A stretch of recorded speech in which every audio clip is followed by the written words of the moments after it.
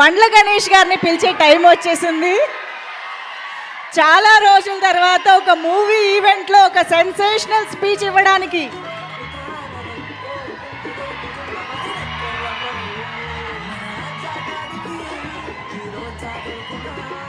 అందరికీ నమస్కారం.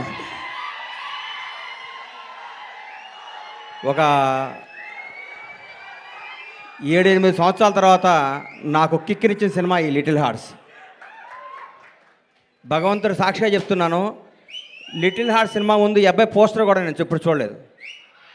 ఈ అబ్బాయి ఇట్లా యూట్యూబ్ చెప్తుంటే మా అమ్మ నాన్న తిరుపతి తీసుకెళ్ళాలనుకుంటే నాకు పెద్ద టూరు, అట్లాంటి ఫారెన్ తీసుకెళ్ళాలని కానీ ఆగిపోయాను.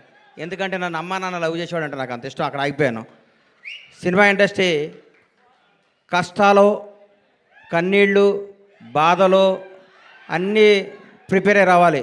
ఎవరో కొన్ని 100 కోట్లకు ఒక ఆయన ఉంటాడు, ఒక స్టార్ కామెడీ కొడుకుగా పుడతాడు, ఒక మెగాస్టార్గా బామర్తిగా ఉంటాడు, ఒక ఐకాన్ స్టార్కి తండ్రిగా ఉంటాడు. అట్లా ఒక 100 కోట్ల కూడా ఉంటాడు. అందరూ అట్లా ఉండలేరు, మన అందరూ కష్టపడాల్సిందే తప్పదు.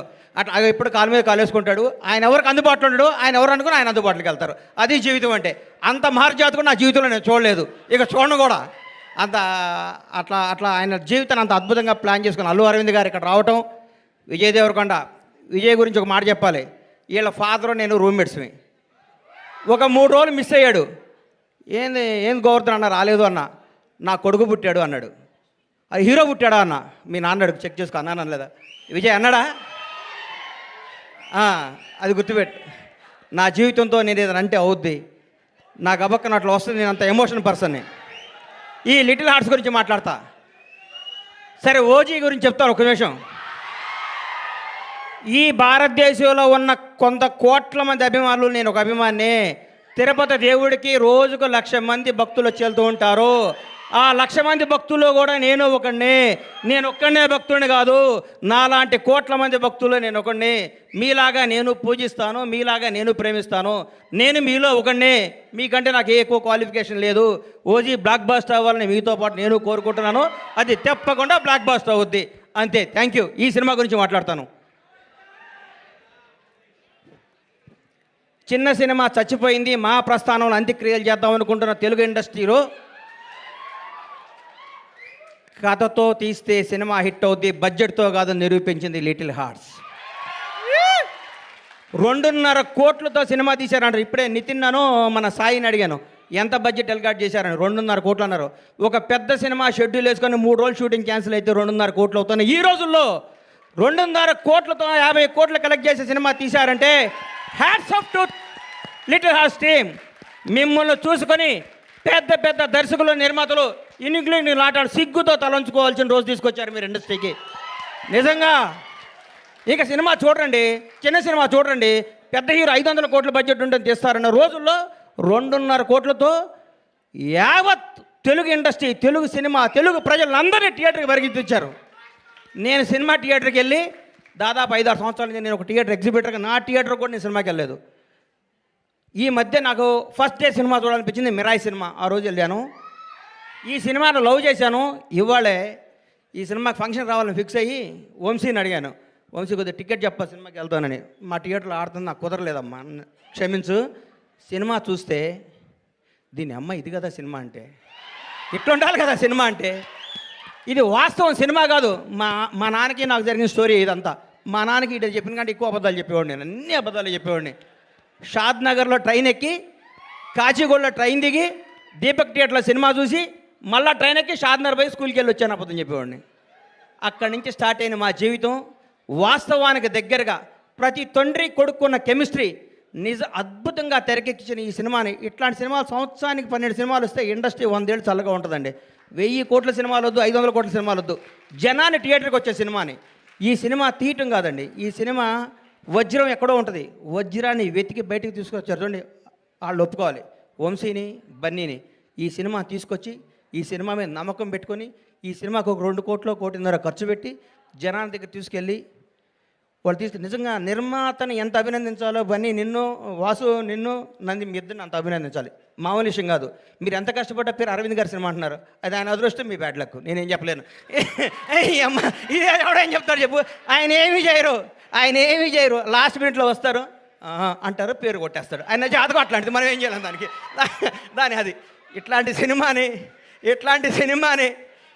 సినిమాని ఈటీవీ విన్ మహానుభావుడు గౌరవనీయులు రామోజీరావు గారు ఏ బ్రహ్మముహూర్తాన ఈటీవీ సంస్థని, ఈనాడు స్టూడియోని, రామోజీ ఉషాకిరణ్ మూవీస్ని స్థాపించారు. కానీ ఎంతమంది గొప్ప నటుల్ని, మౌన పోరాటం దగ్గర నుంచి, మయూరి సినిమా దగ్గర నుంచి, ప్రతికంఠ సినిమా దగ్గర నుంచి, ఒక 25 ఏళ్ల ముందు నువ్వే కావాలి సినిమా దగ్గర నుంచి కొత్త టాలెంట్లని, కొత్త భక్తుల్ని పరిచయం చేస్తూ ముందుకు తీసుకెళ్తూ ఎంతోమందికి జీవనోపాధి కల్పించిన రామోజీరావు గారికి హృదయపూర్వకంగా, దివిలో ఉన్న రామోజీరావు గారికి మనస్ఫూర్తిగా శిరస్సు వంచి నమస్కారం చేస్తున్నాను. ఈటీవీ సంస్థకి అలాగే చేస్తున్నాను.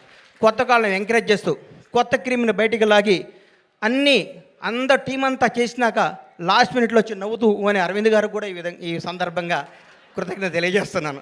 నవ్వకండి సార్, వాస్తవం సార్.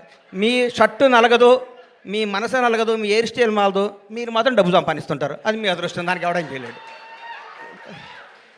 ఇలాంటి సినిమాలు తీసిన మౌళి, నీకు మాట చెప్తున్నానమ్మా, ఈ 20 రోజులు జరిగిందంతా అబద్ధం, ఒక కల్పన, ఒక 3D అనుకో, కళ్ళజోడిది. ఈ సినిమా రిలీజ్ ముందు రోజు నువ్వు ఉన్న స్టేటస్ మీదే ఉండు. నేను అలాంటి దగ్గరికి వస్తారు, మౌళి గారు మీరు 6 అడుగులు హైట్ ఉన్నారండి, మీ ముందు విజయ్ దేవరకొండ, మహేష్ బాబు ఏం పనికి వస్తారని అంటారు. అవన్నీ నమ్మకకు. నువ్వు ఒక చంద్రమోహన్ లాగా ఇండస్ట్రీని ఏలాలని కోరుకుంటున్నా. గ్రేట్ లెజెండరీ యాక్టర్ చంద్రమోహన్ గారు ఏమి సినిమాలు తీశారు, చచ్చిపోయేదాకా యాక్ట్ చేశాడు. అది వాస్తవాన్ని నమ్మమ్మ. మీ ఎవరు వయసు మీది గాజువాక, మీ గాజువాక బేస్ని మర్చిపోకు.